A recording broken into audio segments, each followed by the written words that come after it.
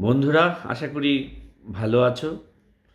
আমি আজকে সাধন প্রসঙ্গে রাজা মহারাজ স্বামী দেবানন্দজি যা বলেছিলেন, আমি কয়েকটি বাক্যে তাই বলছি।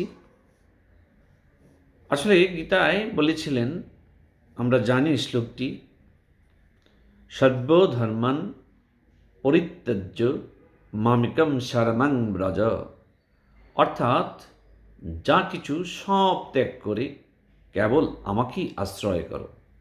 আর আমাকে বলতে ঈশ্বর তার নিজের কথা বলছেন, আর বলছেন এছাড়া এ যুগে আর কোনো গতি নেই, কেবল শরণাগত হও, শরণাগত হও।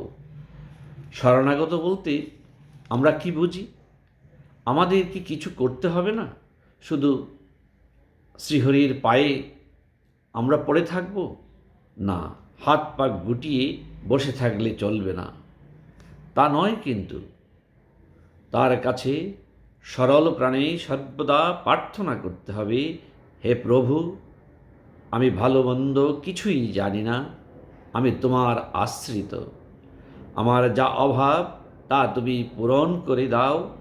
যে রাস্তায় চললে আমার কল্যাণ হবে, সে রাস্তায় আমায় নিয়ে চলো। তোমার স্মরণ মনন করবার শক্তি আমায় দাও।